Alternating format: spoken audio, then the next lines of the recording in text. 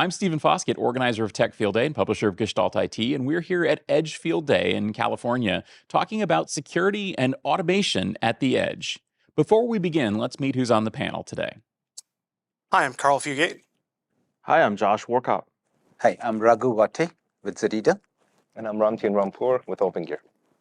So we've been having a couple of days of presentations and so on at Field Day focused on various aspects of the edge, distributed edge, IoT, OT, all these markets. One of the things that's come up again and again in our discussions is the question of security.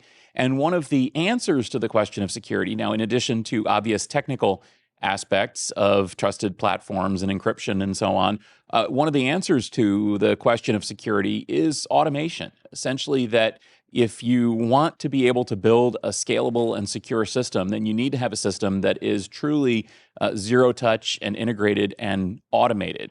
So in order to kick this discussion off, I think Ramtin, I think I'm going to throw it to you to give us sort of your perspective on security and automation. Yeah, absolutely. I think they definitely go hand in hand, especially as you mentioned with the scale at the edge and how many nodes and how many units may be deployed at every single location. You want something that you can securely deploy, but you also want to make sure you can make something very, very secure, but not as automated. So you got to find that fine balance of easily deployable solutions, quickly deployable solution that is also done in a secure fashion. So there's a lot of great examples out there from major warehouses wanting to make sure that all the devices in there are secure, but making sure that also everything is done in an automated fashion, all the way down to a single closet that you got to secure, but also do it in a way that you can replicate 1,000 times over. Mm-hmm. Yeah, and I think that 1,000 times over is the important distinction, because you were mentioning that today too in your presentation. Yep.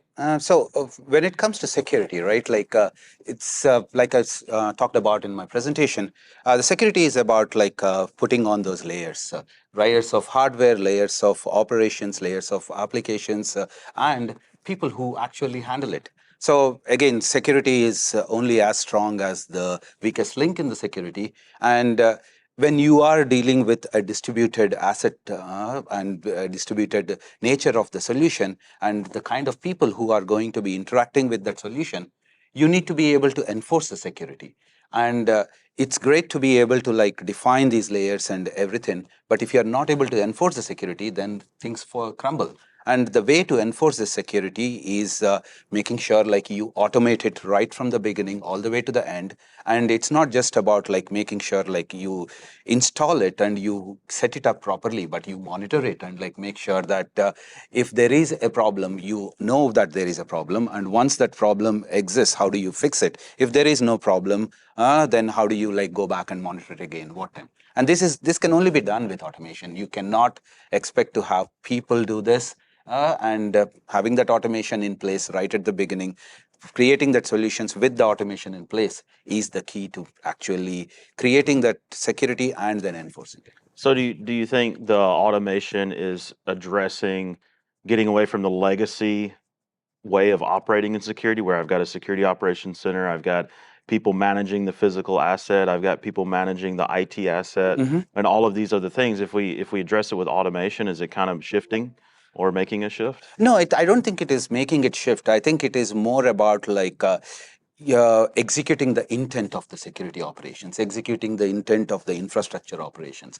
How do you execute it? If everything is in one place, then it becomes very easy to execute it because you have the tools, you have the people, you have the workflows, and these things have matured over decades, right? But now we are talking about taking something that needed all this infrastructure, but now putting it in people's closet, putting it in things where these resources that are required to enforce that security are not available. So it is not about saying, hey, these security operators existed before, and now we are going to throw it away and replace it with automation. It's never that. It is all about now I'm going to bring in a toolkit that is going to make sure that this security apparatus is actually enforced all over the place, right?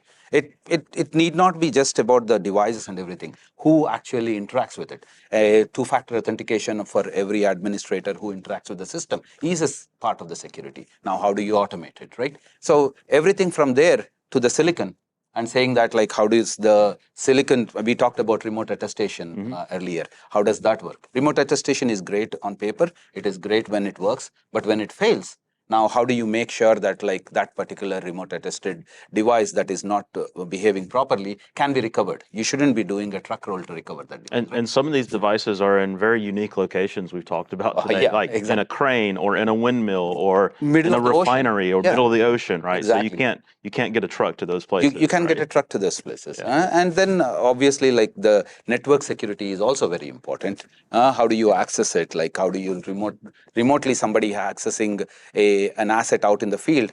Not only is the data secure, but like is that person actually allowed to access it?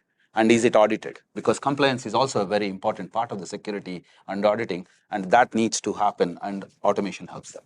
Yeah, and I think, a lot of this is, building on, what we've done in the data center, right? This kind of move towards zero trust. Zero trust is great, especially, when you build up these layers where, hey, I've already accounted for physical security and access controls, and network security and my edge, my data center edge security. Well, now when I tear all of those walls down and I distribute this out to hundreds or thousands of locations, I need to make sure that I can do this in such a way that I can still, make sure that I have those controls around them, but not necessarily in, physical areas that I actually have control over. Yeah, definitely. Yeah, a great example of that is just something as simple as in a data center, you can have a lot of physical security, right? You can have even guards at the front of the door. But in a edge location, you can't have a physical security personnel at every single location. But with automation, you can have something as simple as a door contact sensor that gives you a warning to action something as soon as a door is open because it's not supposed to be open. So they really go hand in hand to kind of complement each other. And I think that's the interesting aspect too, is as you mentioned, it's not practical to roll a truck, whether, the data center is in New Zealand or on a windmill somewhere, and yet many of the automation systems that we're talking about are designed to virtually put you in the chair when needed. And so, you talked about, sensors and low voltage contacts and things like that I know that Opengear has. You were also talking about systems like Ansible automation, where you can basically run commands on the devices automatically. You can get the responses. You can check to make sure that they ran successfully and things like that. A lot of these technologies are really going to be key to make sure that that all of these devices are consistent, right? Yeah, absolutely. One other factor into this is resiliency. So we talked about how network security is also important, just like security of your node and the edge.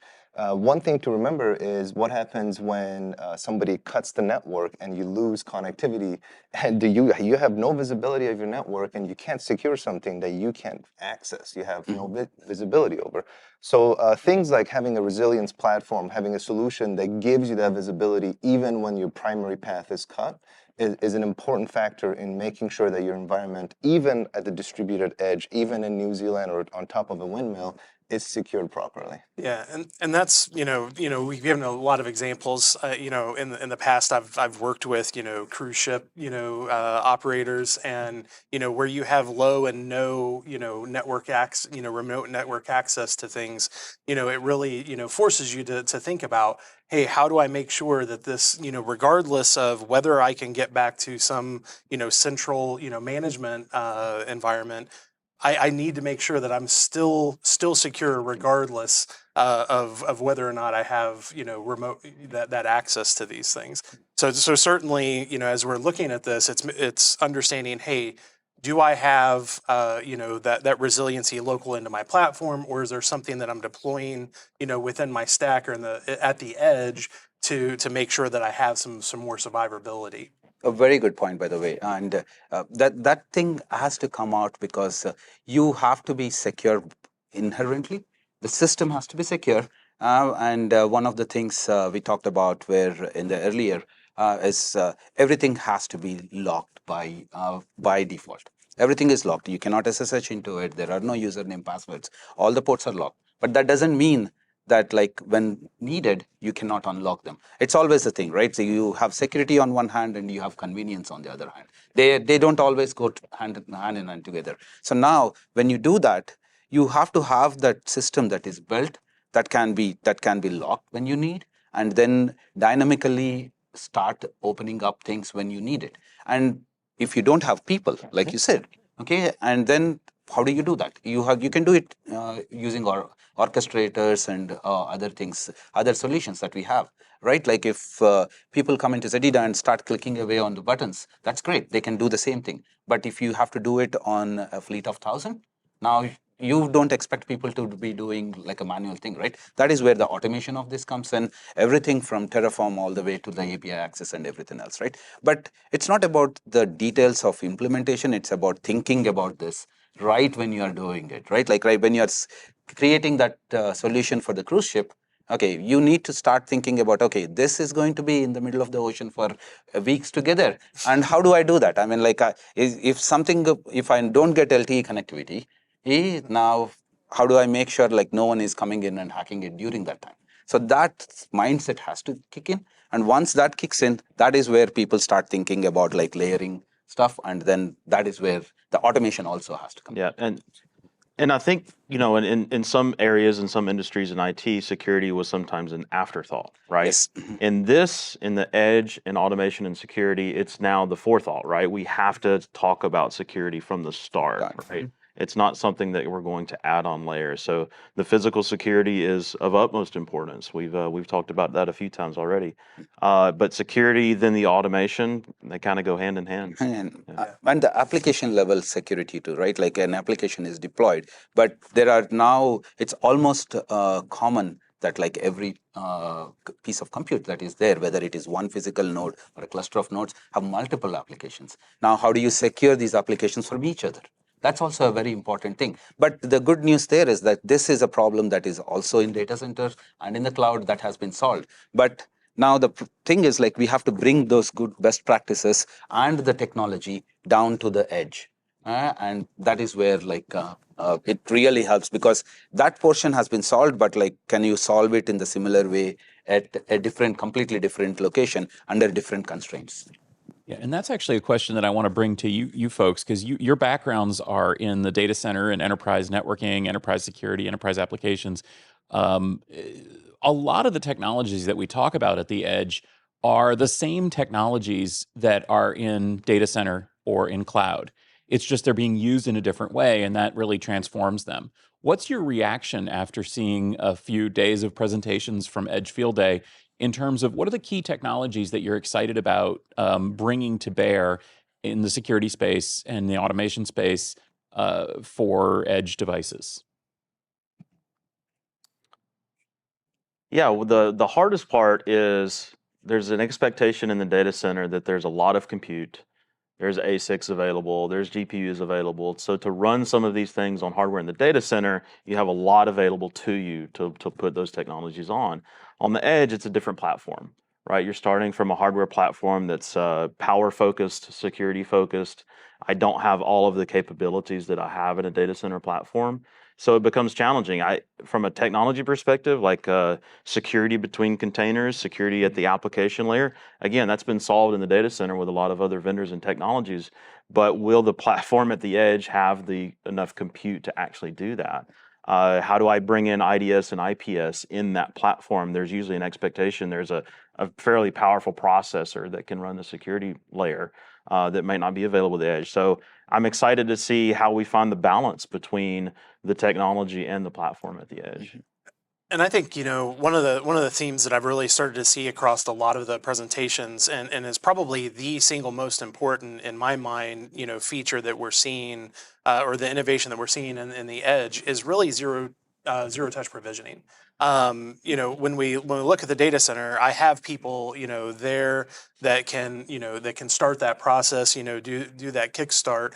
But when I'm just shipping a piece of equipment, to a windmill or to a ship or to some location where and not necessarily, you know, trusting the delivery or the supply chain, you know, from inception to delivery. I need to make sure that, you know, I have, you know, a platform that can handle all of that, that does that validation and builds that chain of trust, you know, once that device is actually on site. Yeah, and that's actually a big problem because I think it's fairly easy to say, oh, when you power it up, the device will phone home and then it'll configure and bada bing, bada boom, it's ready, you know. But it's awful hard to actually make that happen because there's a lot of things that go into that, and we talked about that with yesterday as well, where we pointed out, you know, is the device in the right location? Is it Mhm. used by the right person? You know, is it joining the right cluster? Is it configuring itself properly? What if it's not? You know, what do we do then? You know, or is the device, has somebody stolen it? Is it Mhm. being booted up by the buyer on eBay? You know, I mean, there's all Exactly. sorts of things that can happen with these remote devices that are less of a challenge, I guess, in the data center because at least you have physical control of the environment. Yeah, and the one of the things is, and you bring a very good point, right? It's about like making all of these things happen is very, very hard to begin with. But now these applications themselves are needing to have their own orchestrators. They need other resources to make them work. The IDS and IPS that you talk about, right? Like it's a great example, by the way, because what we see is like people come in and start talking about IDS and IPS, and the performance metrics that we see is like how much percentage of the CPU do you take? That is never heard of on the data center because you have CPUs to spare there, right? So now that happens, but the other portion of it is like for that to work, it has to now talk to somebody else and make sure that like it is that particular instance that is talking to the signature server and making sure that the licensing happens, and all of these things have to come together, and they cannot automatically come together because there is commercials involved in it. As soon as commercials get involved, people want to audit, people want to like make sure that it's right. Now even when you get all of these things in place on day zero, now what happens in day one, what happens on day n, right? That is where the real automation kicks in, because it's always about monitoring of the solution, and making sure that whenever there needs to be an action, the correct triggers are pulled on that action, and then the platform being able to support to take those actions, consume those actions, consume that intent, right? That is where the whole platform comes into picture and the zero touch provisioning comes into picture. But now add that extra layer of security on top of it and it gets even more complicated, right? Yeah, and I think that's where you're, what we're seeing in a lot of these solutions, right? That orchestrator really is not only is it powerful, it's really required Yes. because even the orchestrators that we have, like they're not necessarily the one stop solution, right? We need to be able to tie in to these other platforms to get my certificates, to validate my supply chain, and my TPMs, that I'm bringing into, in under management as part of these platforms. So, having these systems that are really flexible that allow not only to kind of do that orchestration, down to the device, but interface out to, my other, tools and platforms to be able to build that chain of trust is important. I think there's a lot of similarity between what we're talking about in distributed edge and IoT, right? IoT sensors and bringing on IoT devices inside of an environment has the same challenges in a lot of ways, Yeah. right? It's just we're talking about different compute and different reactionary compute versus automation. And managed compute. Exactly. Yeah, and one of the biggest challenges too is what if things go wrong? Because again, it's great if if that whole path can be followed, but what if it's not? And then how do you access the device? How do you, what if what if the WAN fails? You Right, know, right. Yeah, absolutely. I think that going back to what I was talking about with resiliency, you always want alternate paths. And another key factor is we always talk about how a lot of these problems are solved at the data center, but not at the edge locations. So one thing that I think is going to start emerging is how do we either make the edge essentially connected to the data center in a couple different formats that it can do all the automations that it's been doing at the core now at the edge?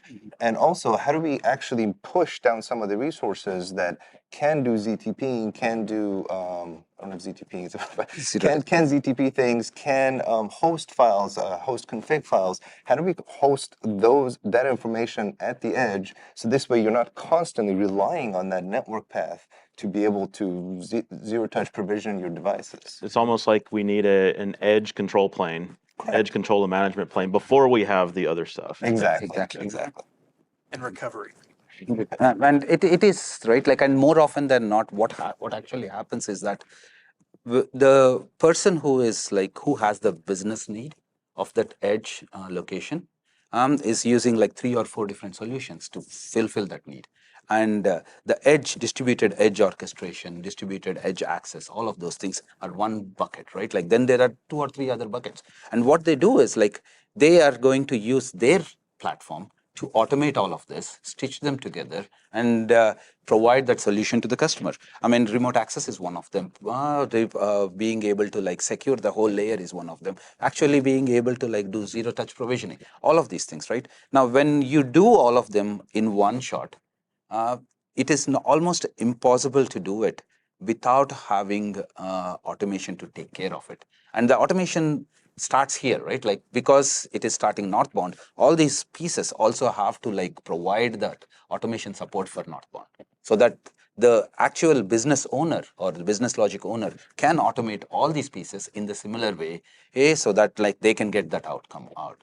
And that becomes something that it's if you do not have that, then you are going to like still be able to do it, but the time to service takes like very, very long time. And if your requirement is to enable 1,000 of these sites in a year, then all of a sudden you are talking about like enabling tens or hundreds of sites per month, and all of us, you cannot do it. You just cannot process that many tickets. Yeah, it has to be automated. It has to be automated. Yep. And so one more thing I want to get in here is during this conversation, we have heard 2 different acronyms for ZTP. There's 2 different ones, right? Zero touch provisioning and zero trust. Yeah. You know, can you tell us what's the difference between these 2? Anybody? Yeah, give us. Yeah. So zero trust, the way I think is like, people started out with zero touch provisioning. At that point, like, what they wanted is like, I don't want to have people to make this happen. Okay, I just want it to happen. Okay, it's almost like, hey, I buy an iPhone, I get it in, I turn it on, right, and then things work. They wanted that to happen, but now the complication is that like it has to have like 5, 6, 7, 8 different applications that all have to be configured in a specialized way. That is zero-touch provisioning, where you take that specialization configuration out of the picture. And soon what they realized is that, okay, this is not enough. Okay, so now it's not provisioning a system is not enough. I should be able to trust that system that I provision.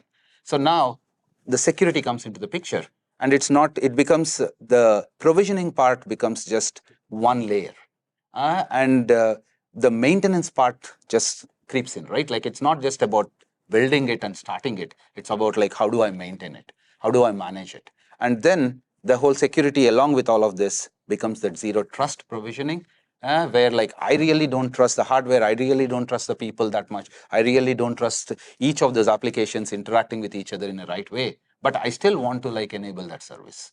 Okay, now how do I do that? Okay, so it's a nuanced thing, but I think it is like an evolution of zero touch provisioning, where like you are no longer only concerned about like one aspect of the service, you're concerned about the full life cycle of the service.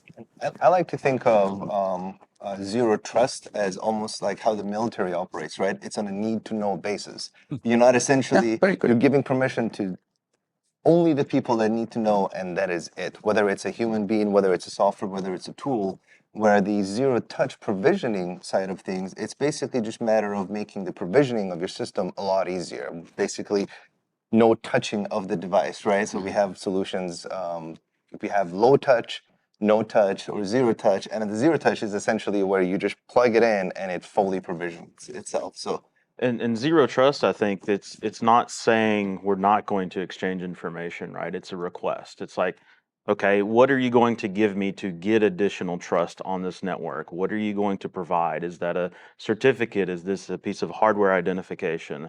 Is it an ID of some sorts? You know, using the military perspective, right? I'm going to hand over my ID to get additional trust within the stack. So it's an exchange of information, but a minimal exchange of information. Yeah, and I think, and it's, to your point, it's that attestation at each layer, right? So and you have to start at the bottom, right? If I don't trust the hardware, then everything above it is compromised. And so so agreeing to how do I certify the hardware platform, and then once I start to layer an operating system on top of that, how do I make sure that either that is immutable, or that that I've ensured that that is deployed and and validated to the way that I've to the version that I've said it is, and that it's secure, and then it's the applications on top of that, and also it's granting those services. We talk a lot, especially in the data center and in the public cloud, about data, encryption at rest and encryption in transit. How do I also make sure that even within the platforms that I have out at the edge, that I've also enabled those services, and that they're not compromised, even inside of the systems.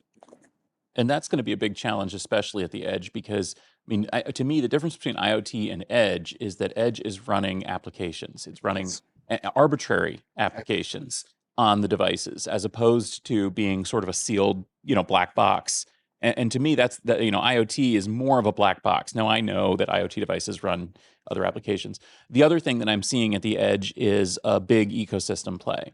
In other words, you cannot come to market with a black box. You cannot come to market alone. You have to be able to work with all sorts of different companies that are providing hardware, that are providing software, that are providing connectivity, that are providing, applications, point of sale systems, et cetera. And you have to make it all work together. And I think that that's the biggest challenge here, is that we are talking about an open system that has to be secured. You can't just close it off. Yeah. And you can't just say, well, it's only going to run in this configuration that I have in the lab, and that's how I know that I can trust it. And I think that makes it much more difficult. And then it's compounded by the fact that you can't really control where and how this system is going to be deployed, and what the environment's going to be, and who's going to be touching it, and is it going to be accessible to the public? Is it going to be something that's high profile? All these things that come into play that, again, we don't have to really worry about when something's locked in a data center. So given all of this, I guess let's have your kind of final thoughts on securing devices at the edge. What's your recipe to make sure that edge is secure? I'm going to start here, and we'll just go this way. Yeah, I think, to your point, security through obscurity is obviously not a way that we can do things. So, when we're looking at the edge, first and foremost, it's establishing what are the principles that I'm going to use to validate that I have this trusted platform that I can build on top of. Yeah, security and risk management is difficult, and having that thought process to start with that part of the conversation is super important. I think that's a good recipe for success. Same here. Like, I think you have to look at it from a holistic perspective. You have to look at every single layer that is there, from hardware to people to processes. And you brought up a very great point of hey, you are going to now play with an ecosystem, which means that you have to also vet the applications that you are going to bring into your ecosystem. Now that needs to have its own process and enforcements. But at the end of the day, you need to have an input from all the players involved, right? You need to have everyone from infrastructure teams to the people who are actually going to be operating this, application managers, ecosystem. All of these people should be able to impose their intent, and then you need a system that can actually execute on that. Yeah, I completely agree with all of you. And I would just add that another factor here is visibility of the edge, visibility of the logs, visibility of the information that each device and application is producing to enhance your security. Because if you don't know what's out there, if there's random shadow IT equipments out there and you don't have that source of truth, then you're not going to be able to actually secure it, because you're none the wiser. Yeah, absolutely, and I think that the nice thing that we've seen here at Edge Field Day is the number and the type of partnerships that we're seeing growing between these companies. So many of the companies that are presenting are partners, and many of them are not yet partners, but probably will be. Because I think that it's very likely that any given implementation is going to include a variety of different products from a variety of different companies, and they have to work together. So that means that we have to be open, we have to share information, we have to have open source projects, we have to have open documentation and open APIs. And then, everyone has to be willing to work together. And that's really what I'm seeing here. And that's really kind of exciting considering that this is an all new environment. So thank you very much for tuning in for this Tech Field Day roundtable discussion here as part of Edge Field Day. We are going to be having another Edge Field Days event soon in 2023. We'll be posting videos from our first one at YouTube/Tech Field Day, and I encourage you to check out those videos and to get involved with the Tech Field Day community. Before we go, I'll give each of you a chance to, again, remind us of your name and tell us where we can connect with you and continue the conversation. Thanks, Stephen. So I'm Carl Fugate. I'm on Twitter at Carl Fugate, and I blog at sdpackets.net. Josh Warcop, best place to follow is on Twitter at Warcop. Hi, Raghu Vatte, and if you are interested in looking at any of the tech that I talked about, www.ZEDEDA.com, it is ZEDEDA.com, or you can also check out the open source side of the picture at LFEdge EVE, LFEdge EVE. And I'm Ramtin Rampour, and if you have any questions about a resilience platform, you can find us at opengear.com or find us at LinkedIn. And as for me, I'm Stephen Foskett from Tech Field Day. You can go to gestaltit.com to see our 2 weekly podcasts, as well as our weekly IT news program called The Rundown. And of course, you can find me on socials as S. Foskett, either on Twitter or on Mastodon. So thanks for joining for this discussion. We look forward to continuing the conversation here as part of Edge Field Day.